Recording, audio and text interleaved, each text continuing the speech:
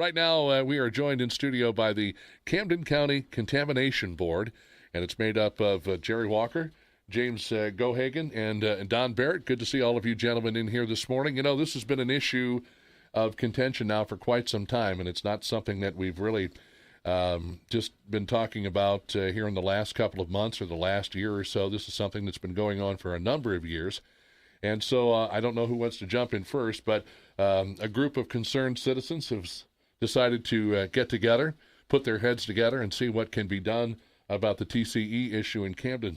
So where do we want to start here this morning? Do we want to talk a little bit about, some of the things that have gone on in the past? Obviously, there's some things that are coming to light now about the possibility of, we read an article of maybe some things that were covered up, swept under the rug, so to speak, with this particular issue by somebody who worked for the city at one particular time. Where would you like to start the conversation this morning? Anybody jump in? I would say the main thing about the TCE in Camden as far as a cover-up would be, you got DNR coming to our defense, the people, and then you've got, lots of news media and everything reporting on it, but it feels like from the citizen side of it that the city is just shutting us out. And, when you throttle information or anything like that, that makes people paranoid and they want to know more and more and more. And we get very little communication from the city on it. So it's kind of one of those things like, why are you guys not talking to us? Why do we have to find out this information on our own? So as far as the cover-up, they always say the cover-up's worse than the crime because, they're trying, people are dying from this. So right. It's been an issue. It's ongoing. It's been 30 years, and it's not going away anytime soon. Now, you mentioned the fact that folks have died from this, and obviously we want to be able to establish maybe what has happened if the circumstances surrounding the TCE issue in Camdenton have indeed led to the deaths of people. And do we know who any of these people are? Have you seen any type of medical report or talked to any of the physicians or the families who were directly related to these people? And they said what? Well, I live over there. Right. My wife, she was, after moving in and living there for a number of years, she was diagnosed with lupus. Mm-hmm. And that's something you can correlate with, TCE exposure. Right. And, the former employees, Jerry, my dad, he actually worked for Modine too. Number of neurological issues have come from it. And just if you spend any time on our Facebook group, you'll notice, all kinds of strange cancers, lots of MS in the area, lots of autoimmune diseases.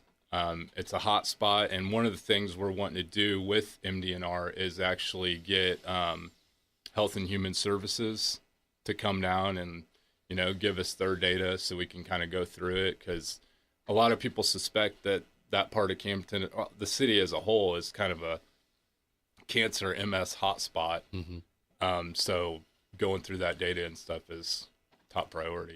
And I hate to press the issue, but is there any type of records, any type of a physician that has said that someone's death was directly related to the TCE issue? There is an ongoing death lawsuit right now with the Setons. We have the same lawyers, strong law firm, and so that's got to play out in court right now. I can't say 100%. I mean, the public opinion, I can tell you, believes it. Right. So. Right. But and sometimes that's something that can fuel an argument, obviously, one way or another. But until they have some sort of concrete proof that says this person's death was directly related to TCE, because the circumstances surrounding it obviously seem to lend the fact that, yes, okay, all of a sudden we moved in here and all these people started developing strange illnesses and eventually died. And, it looks like, there was cancer that could have been, might have been, and, you can't really shoulda, woulda, coulda too much in court. You have to have that concrete proof. And so I guess, as you said, there's an ongoing death lawsuit. So I would imagine we'll find out more about that, especially the facts Right. and the answers we're looking for to the questions we're asking here this morning down the road. Correct. Part of the information isn't tracked. Right. From what we can understand, most of the MDNR information tracks cancer. Mm-hmm. There really isn't any tracking device for the other illnesses that can be associated to TCE. And a lot of that research is just coming to light in the last few years Right. and still coming to light. So I think there would probably be a hesitance by physicians early on to give a diagnosis with so little information at that time. Some particular tests that they're able to utilize now to prove that indeed this may be related to the TCE issues, essentially what you're saying. And they just don't really have Right. that. They didn't have that type of technology back in the day when this started becoming more prevalent and more people were becoming aware that there was an issue or that there was a problem. We also have the people at the plant not being aware of the sickness in the neighborhood, Right. and the people in the neighborhood not really being aware of sickness at the plant. Mm-hmm. I was aware of many illnesses and deaths that had been associated with employees. But then after I started talking to people from the neighborhood, I guess I was shocked at the number. I think some of our numbers get distorted because at the plant, for example, we had people coming from probably 4 to 5 counties that all travel to work there. Mm-hmm. So we might have a very high incident rate at the facility, but if you look at overall area, Right. then it becomes all diluted. I think we need something that ties to the neighborhood and to the facility itself. Right. Well, gentlemen, obviously we've established some interesting facts already just in the few minutes that we've been on the air here. I know there's some folks that we've got on the air. If you gentlemen want to grab your headphones, and we'll take a couple of phone calls as we talk with the folks from the Camden County Contamination Board. Again, you can check out their Facebook page. Caller, we appreciate you joining us this morning here on KRMS. Good morning.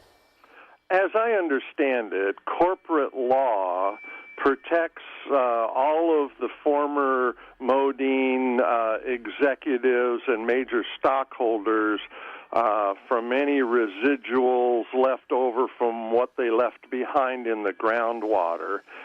And I'm going to guess that many of them are still running around with a huge net worth. And I wonder if you'd like to comment on that and how it would facilitate Camdenton's making these properties viable again if we could attach their net worth to help pay off the recovery. All right, thanks for the phone call. Any thoughts on that, gentlemen? Well, it's going to be difficult to go back on this. This started in 1978. Yeah. And a lot of the people are dead. Their families are there, but it's going to be a problem. Who did it? Why did they do it? Who knew what? But that's what our group is for, to find these things out. We're actually fact finding for DNR right now. And we're also not totally aware of what type of statute of limitations might be involved in. And I'm sure some there of is the one. older Yeah, claims. I'm Yeah. sure that there is probably a statute of limitations, as you mentioned. 1021 caller, thanks for holding on. You're on KRMS. Good morning. Morning, Kevin. Good morning. I was wondering if they're absolutely sure where the contamination came from, because Sunstrand was in that building before Modine. And I come from Rockford, Illinois, where Sunstrand's home office is, and they have, a couple dozen facilities and old factories around Rockford, and they had contamination problems up there from time to time. I remember hearing on the news, and I can't exactly tell you what the contamination was or what the results were, but I just wondered if they knew exactly where it came from. Thank you for the phone call, gentlemen. Right now, just yesterday, James' house, Modine came in and is putting in meters to test his house for air quality, water quality. Modine is doing this, correct? Right. So if they weren't liable, they wouldn't be in there testing that house. And there's several other places on the property there that they're testing for this stuff. And they weren't even going to test James's house until our committee formed. I can tell you that, because it just happened yesterday. And why would they be there if they weren't afraid of liability? Has anyone, James, they've obviously been in contact with you to put the meters in your house. Has anyone else talked to Modine? Is there a general concern? Because obviously this isn't the first time they've dealt with an issue like this. A gentleman mentioned Illinois, and there was a lawsuit brought against Modine some years ago, I think in the neighborhood of about $20+ million for some folks that had been dealing with a situation similar to this one. Yeah, the thing about Sunstrand too is there's we actually have one of their representatives on the board, Pam Hawley. She's actually been pretty open and honest and said, hey, if you feel like I'm stepping over any lines or anything, let me know. The liability on that, I have no idea about it. I mean, Modine, as far as I knew, when they took over the property, they assumed liability. Mm-hmm. I thought that was the way the law worked, but I'm not a corporate lawyer. But we're not really into this to lay blame. Yeah. We're really not. We want to get this fixed so that people are not sick any further. Right. So that we can clean up, so we can get the filters on our wells. It's a high dollar filter to put on there to take the TCE out. Well, they're in the process of putting one on the Mulberry well now. They're like a $5 million filter. If you say it real fast, $5 million? If you say it real fast, that's not a lot of money. When you're looking at a $50 million super fund account that's coming down, I mean, let's get these filters on here first. Let's test the water at the schools, see how far this water's got out. Right. And private wells. They would try it in the city limits.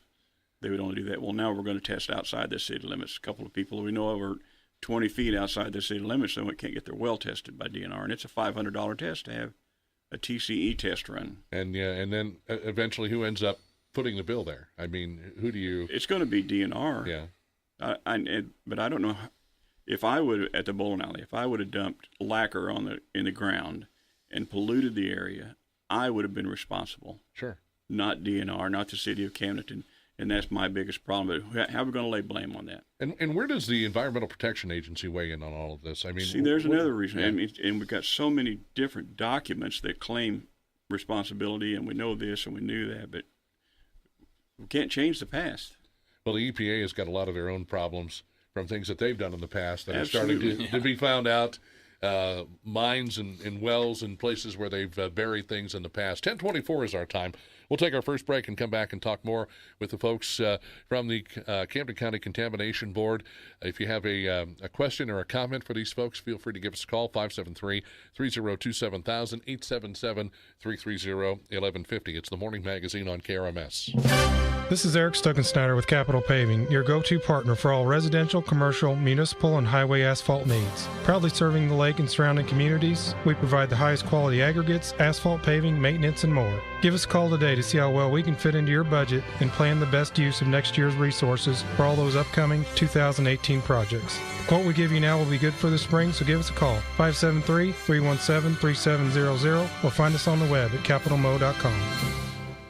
Don't spend your time handling that heavy boat cover with all those snaps and ropes. Get a Midwest touchless boat cover that covers your boat in literally seconds, and you never have to touch the cover. You'll enjoy those boat rides you would never have taken before, and it's easy to cover your boat every time you use it, for every boat from pontoons to 60-foot cruisers. Visit MidwestBoatCovers.com or call the nation's #2 dealer at 877-DR-COVER.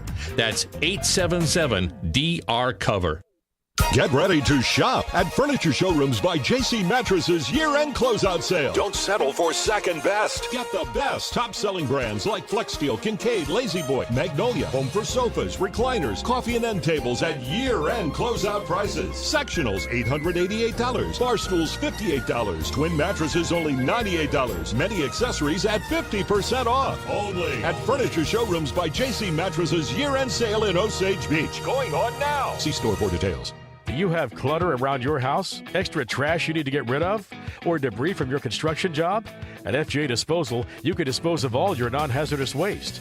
FJ Disposal is your local dump on the west side of the Lake of the Ozarks, located just outside Laurie on Highway 135. Open Monday through Friday, 7 to 3:30, rain or shine.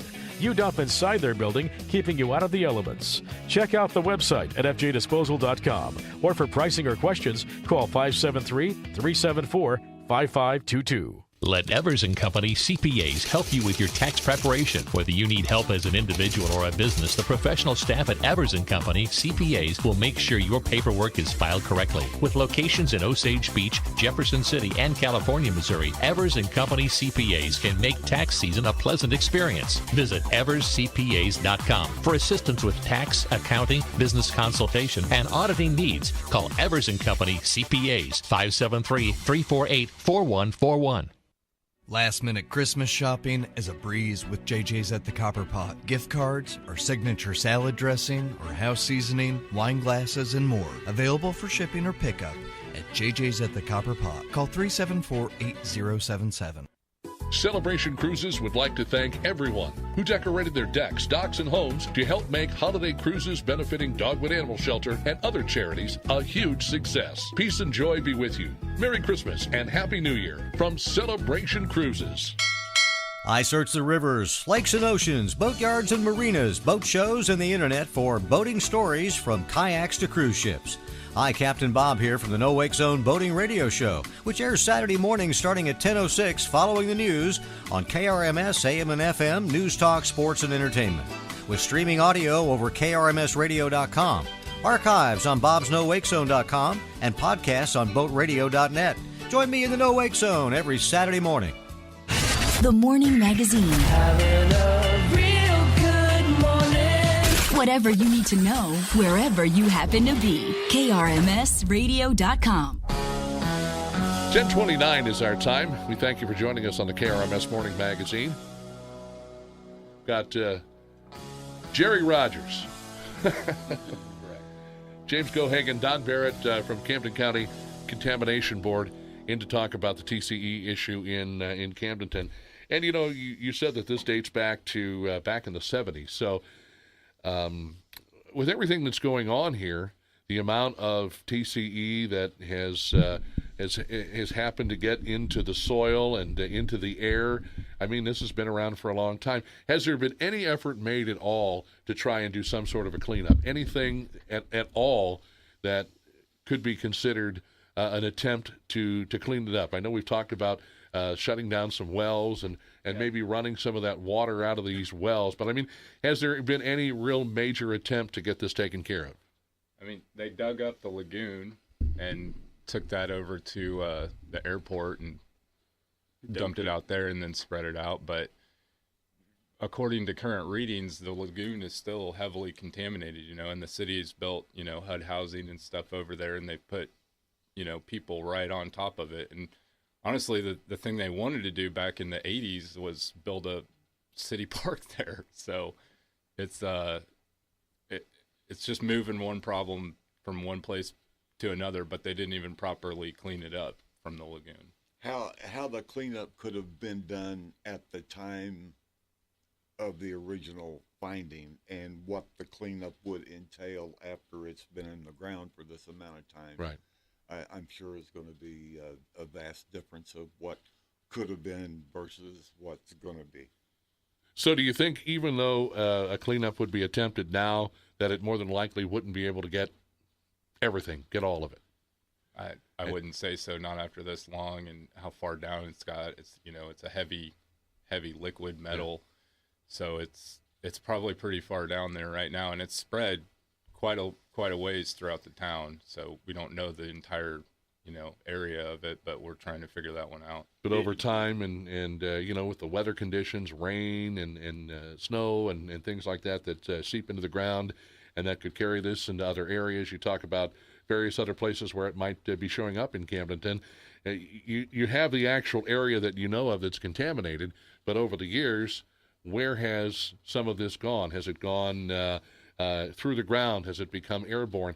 And they say, I guess, actually, is it the airborne portion of this that is as bad, if not worse, than what's in the ground, or how does that? So the indoor vapors, it's basically just the byproduct of TCE being in the ground. It'll Right. come up, and that's what they're actually testing my house for right now, is because a guy 2 houses down from me, he's got way over the contamination levels, the acceptable And he's still levels. living there. No, he moved. I was just going to say, yeah. But there's another lady that still is living in it. Yeah, one of our board members, Janaea, she actually is one of the 2 that has been tested, that has been confirmed that it's over the acceptable limit. So they put an abatement system in there.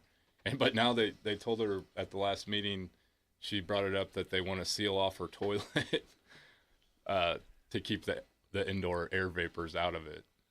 How and you mentioned HUD housing that they built in this general vicinity. How do you build anything around a facility or an area that is considered contaminated? Why do you build anything in the first place? That's our question. Yeah.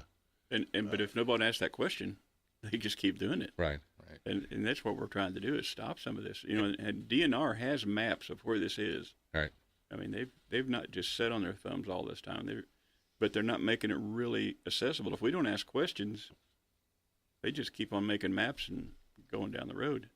Somebody has to be held accountable. Somebody has to clean it up. And then it would occur to me that anybody who moves and then puts their house on the market, are the potential buyers being told that there may be an issue, and so you might want to think twice about moving in here. And then what does that do to the real estate market in Camden? Ask the people that live on that street what it's done to their real estate values. Yeah, and it's dropped to nothing. They can't sell their houses. Yeah. Right.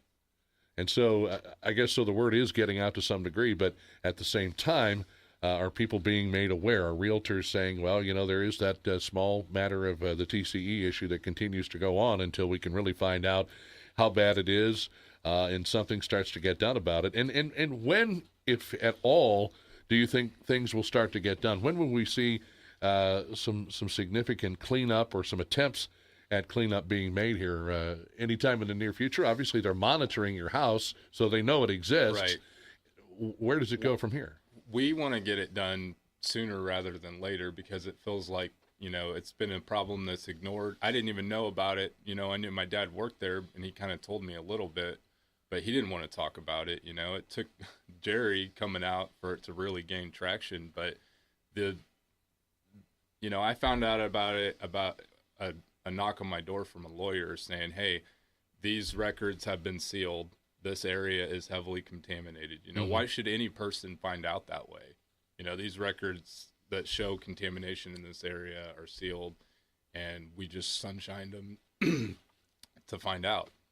So you think then the city has a responsibility to get more involved in what's going on? And you say you're not really getting a whole lot of response. I mean, we've talked to Jeff Hancock, the city administrator, on this program before, and I know that he has a concern about the citizens of Camdenton. I know that you can't tell me that the city is just. Are they looking the other way, or are they just not really talking much about it? There's got to be some involvement on the city's part. He was here when this all started, and his name is on records from MDNR confirming they knew about this going on. The lagoon, which it shouldn't be called Hewitt Lagoon anymore. I just wanted to say that, because that family has nothing to do with it, but they knew the lagoon was undersized. They knew it couldn't handle that much water and contaminant that was flowing into it. Mm-hmm. He was CC'd on this type of stuff, so he knew it was going on. And the last city hall meeting we had with McNabb and Hancock, Phil Morgan, he's been great. They told us this stuff. None of this is going on. This is all just, it's not a cover up. It's not anything like that. But that's not how it feels to us, because a week later, MDNR releases this 800-page document that says, yes, we did turn this well on. Yes, we did, we did want to build a park over this contaminated lagoon, and these guys were in office. So you can't really say that they didn't have any idea of the scope of the matter. So what's the holdup? What's that one thing that would be the linchpin to just opening this all up and getting the city involved and getting the citizens involved and making it right for everyone? Because, as we continue to sit here and talk about it, there's contamination that's continuing to exist at the site.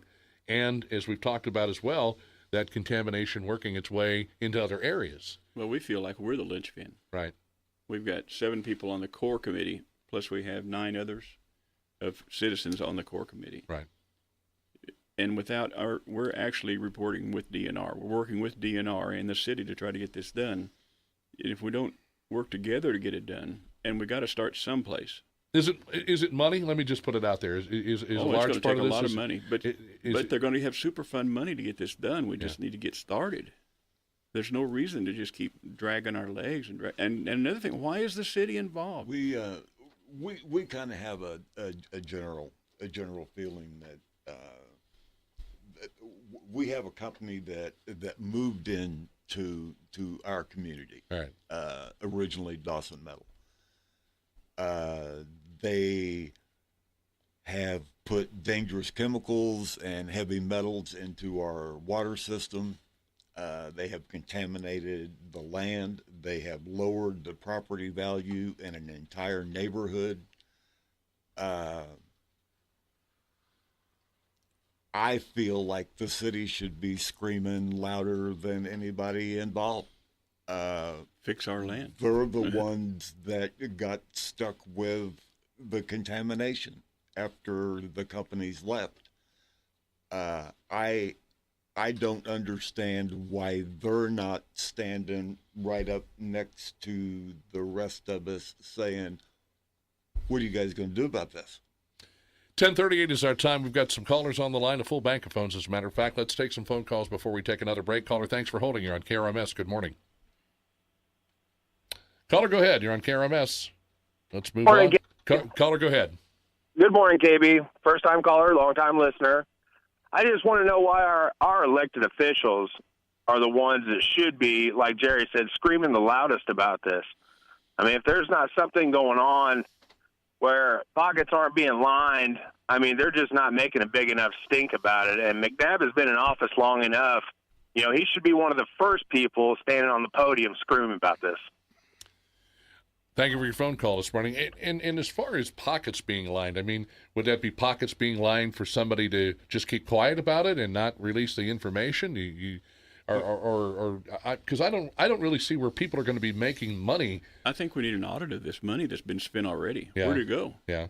Why not? When you look at historically too, Modine and Camdenton, I mean, they were spending enough water and electric, to power a small city itself. So I get what he's saying, where the money's going, because, that might have been a cause for the city to just look the other way because, yeah, they are the biggest contributor and getting a lot of money. But when people, I mean, we're not just talking about something that's maybe a regulation or something here. We're talking about people's lives. Absolutely. Right? Absolutely. And so if there is someone who knows something or, and they're afraid to come forward, or if there's an issue between the citizens and the city, we need to clear this up, and we need to get it taken care of as quickly as possible in order to make sure that future lives aren't put in jeopardy. That's what we're looking at, the future. And that's all you really want, from what I understand. From what I've been able to gather here talking this morning, let's just get a process going. Let's get it cleaned up. Let's do what we can. And that's where we stand right now with DNR, too. And we're trying to reach out to other employees, city officials, city employees. What did you see? Right. What did you hear? You don't have to be sick. You don't have to be affected. Did you see something? Did you hear something? We've got this gigantic jigsaw puzzle, and a whole lot of us have got a little piece of it. What? And let's take another phone call, and then I've got another question to ask before we go to break. Caller, thanks for holding on. You're on KRMS. Good morning. Absolutely. Good morning, gentlemen. Thank you for what you're doing, and KB, thanks for bringing them on. There's a whole bunch of this stuff seems like around the area. Seems like we got it in 3 different points in the city. We've got the Modine building, we've got the Laker building, and we've got the airport.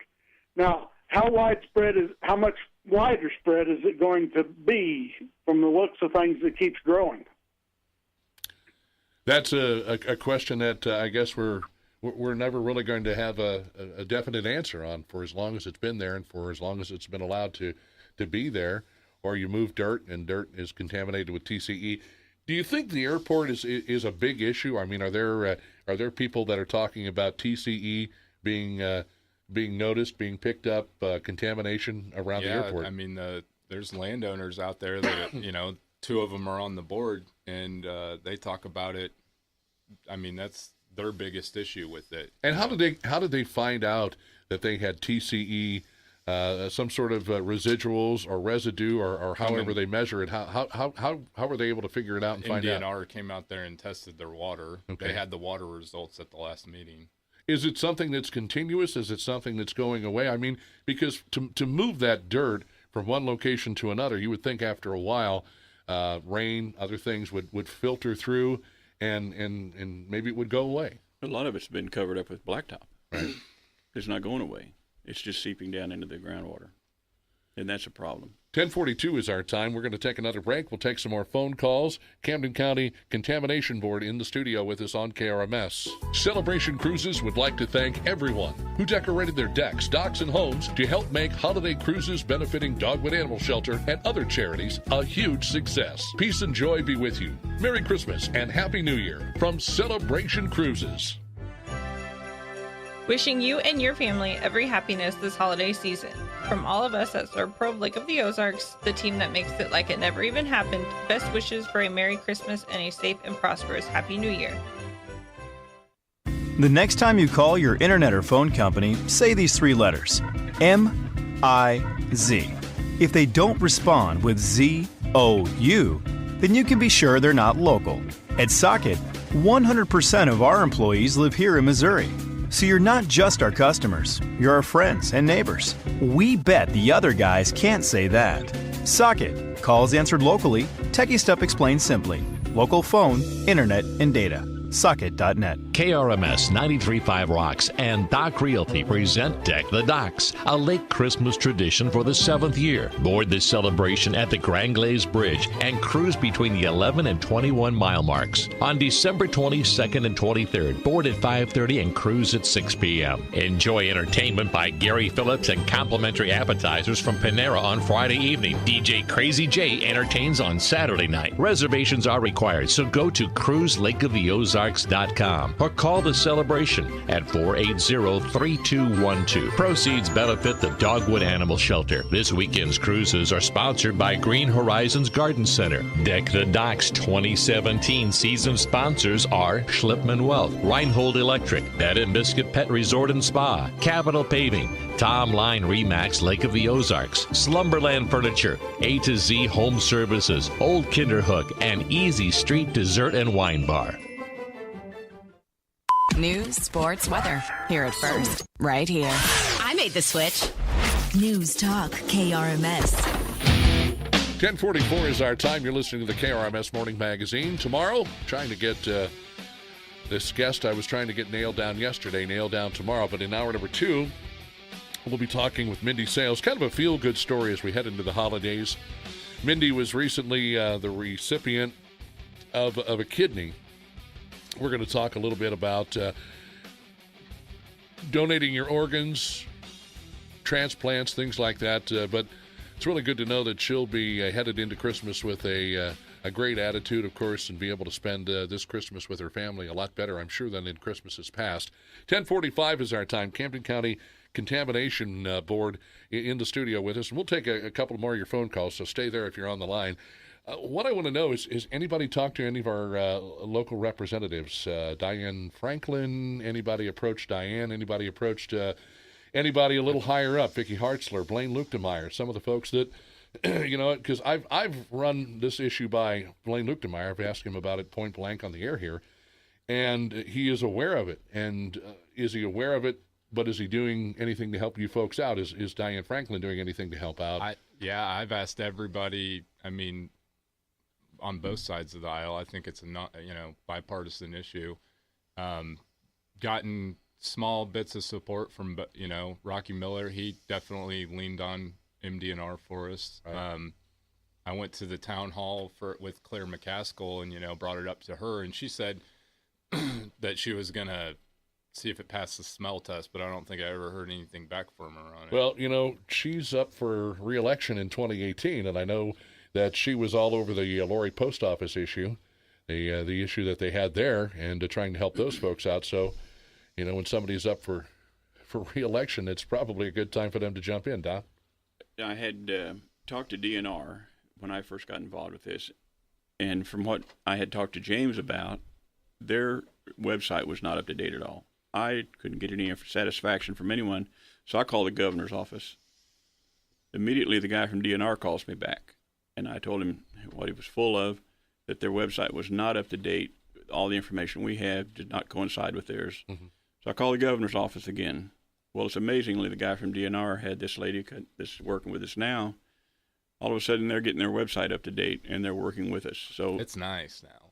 It is. And it wasn't up to date at all. They had all the misinformation in the world was on their website. But now they're working. I don't know what kicked it in, if the governor's office did it, whatever it took. But now DNR is interested. I don't know if they feel like they're responsible. I think they're a huge responsibility at DNR because they turned a blind eye to a lot of this. They did not do their own testing. They let Modine do testing. Well, we talked to a representative from DNR, and we also talked to a gentleman who did some testing back.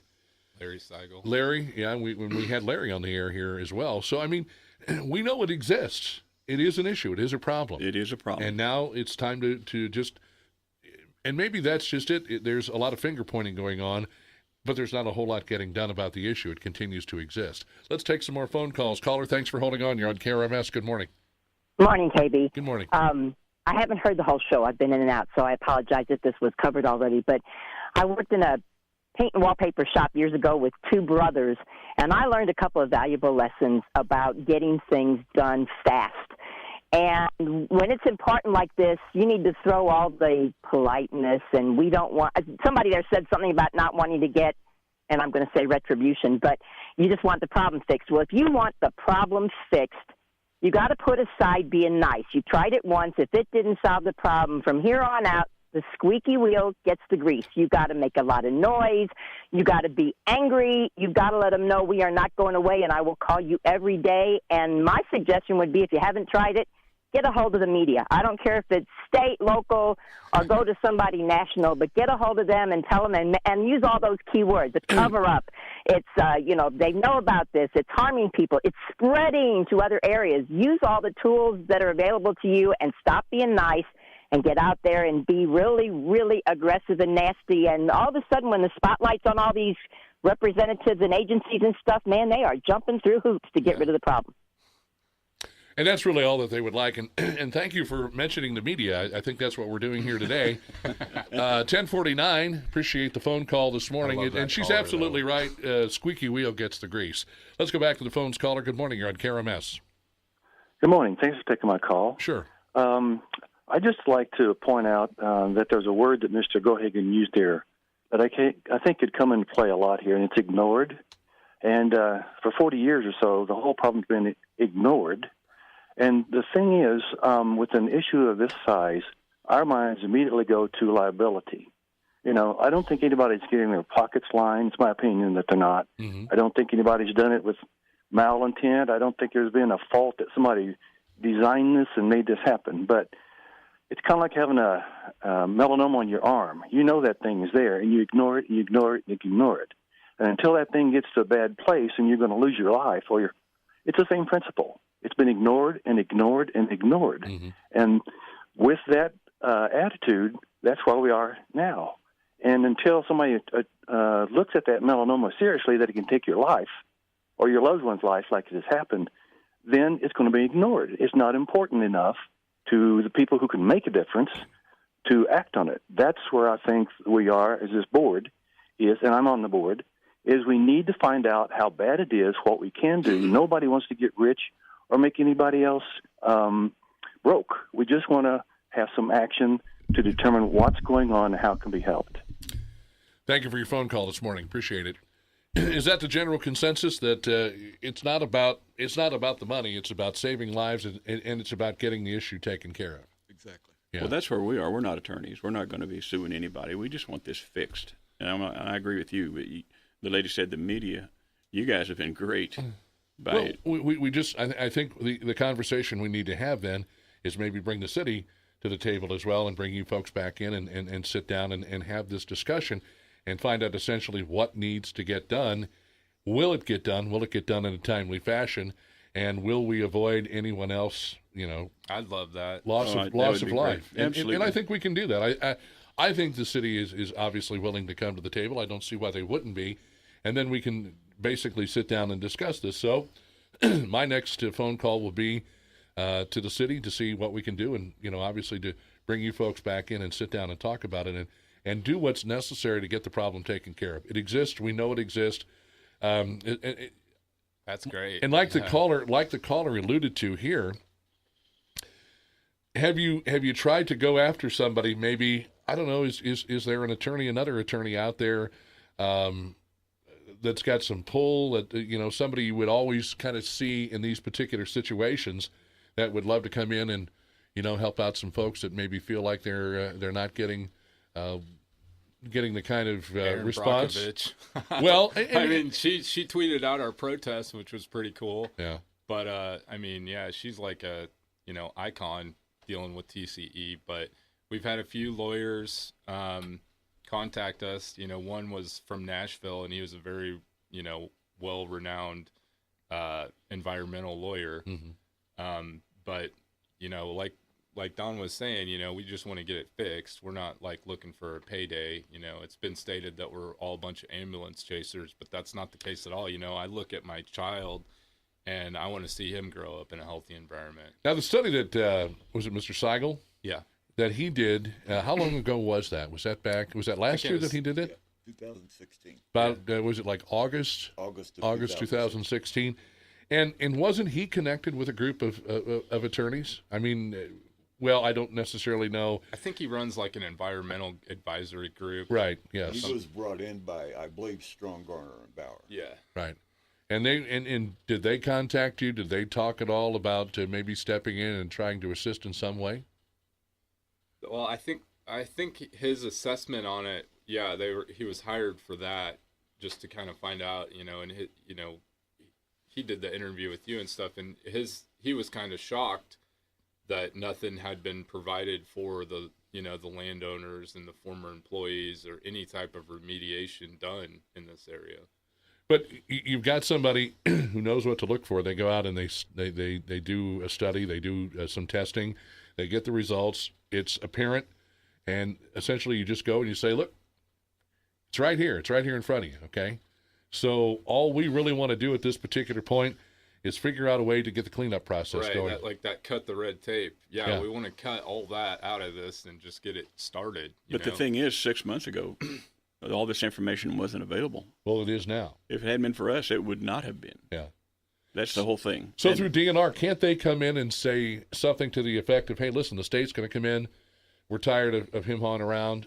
This is something that's got to be taken care of, and it's got to be taken care of now, sooner rather than later. That's exactly what we want. And DNR, and what response have you received from them in terms of, taking some sort of action, just basically coming in and say, hey, listen, we'll work out all the particulars later. Let's get the cleanup started now. That's what we're after. Yeah. And we're really not. We're having our next meeting January the 9th. Welcome the public to come out and put their input in it. DNR will be at that meeting. And we've had meetings with DNR before, and they take the questions, and they're going to get back to us, blah, blah, blah. Mm-hmm. Well, now they know that we know a lot more than we did with the other meetings. So maybe we can get accomplished. That's our goal. Do you think DNR is trying to come up with some kind of a plan and I don't know how in the world they could come up with something to try to turn a blind eye or ignore you folks. I mean, if they've got the information and they know what's going on and they're aware of the situation. And they know we're not going away. And well, you can't. I mean, you can't go away. You can't just say, well, you know what, we've done everything we can possibly do if people's lives are on the line here.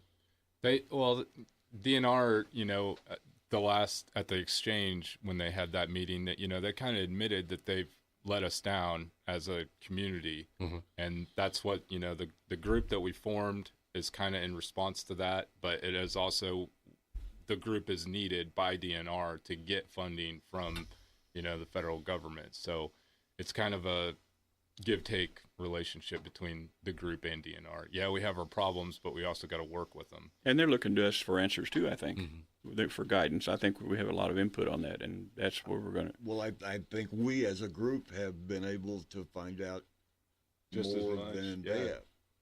Well, a lot of people won't come forward. They're afraid of retribution. They don't want to be the guy, the whistleblower, and a lot of people are dead. That did it. Are you talking about citizens? Or are you talking about people that used to work for the city? Who are we talking about? About actually employees and things like that. They're just they were told at the time they were made dump it, you either do it or you're fired. Well, that's not a good thing. But a lot of those people are dead now that helped with this. Right. And I know a lot of them at the bowling center that they talk about it, but they were afraid of retribution on them. So it almost sounds like we're at a point of contingency here, or something that can be done, because everybody seems like they're right there on the cusp. You folks know what's going on. DNR knows what's going on. The city knows what's going on. Again, if we could get maybe some of our state reps a little bit more involved in this again, or even to the tune of what's going on the federal level. Some of the people that represent this area.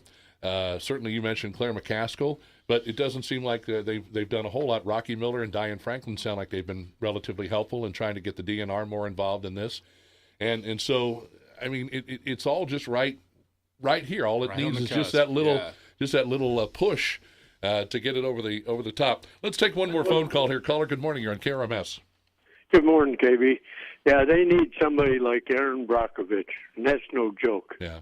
Thank you. Well, thank you. We talked about that. And I don't know what it's going to take or who it's going to take to really get the ball rolling. Of course, you folks are never going to just, lie down on this issue. It's going to be something that continues on. I mean, I'm glad we were able to bring the information that you folks have to the table today and talk a little bit more about it. Obviously, we've heard from a number of concerned citizens that live in and around the city of Camdenton. So I guess maybe our next goal, we'll try to bring the two groups together and see if we can sit down here and hash it out. But if I can say. Yes, go right ahead. We really want the people in the community, the ex-employees, please step forward. Right. We need all the information that we can get to help us build this case. And make sure there's no other sites. There are many employees that know things that I don't. There are people working for the city, the people in the community that I think would be a big help to us. Well, all we can do is ask, and if folks would like to contact any of you, how can they do that with the time that we have left here this morning? Facebook. James Gohagan, Gohagan. And we'll see if, again, we can bring the city to the table on this and get some sort of maybe a good working relationship. That's really all that it seems like it's going to take. Yes. Gentlemen, thank you for your time. Appreciate all of you taking time to come in today. Thank you, Kate.